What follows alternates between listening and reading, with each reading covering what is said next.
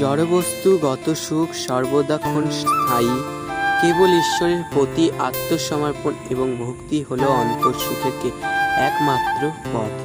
Joy Shri Krishna. Hello guys, welcome back to my channel.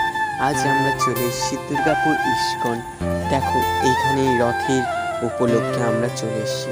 কত সুন্দরী না রথ সাজিয়েছে, এই পুজোগুলো দেখলে তোমরাও অবাক হয়ে যাবে। তাই বলছি 16ই জুলাই তোমরাও আসতে ভুলো না, আমাদের দুর্গাপুর ইস্কনে চলে আসবে রথ টানতে। কত বড়ই না রথ হবে তোমরাই দেখতে পাবে নিজের চোখে। এত বড় রথ হবে, তোমরাই যে দেখে পর বলবে যে সত্যি আমরা পুরীতে চলে এসেছি। ঈশ্বরের কৃপা লাভ করে আমরা এই বছরও যেন টানতে পারি ইস্কনের রথ। আমরা প্রত্যেক বছরই টানতে যাই এবং আমাদের যেন এই বছরও আমরা টানতে পারি এবং আপনারাও যেন টানতে পারেন, এই কামনা করি ঈশ্বরের কাছে।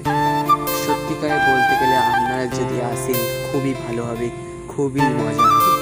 কারণ আমাদের এই দুর্গাপুর ইস্কন এত জায়গায় লোক এসে গেছে যে সব জায়গায় ছড়িয়ে গিয়েছে মায়াপুর নবদ্বীপের মতো।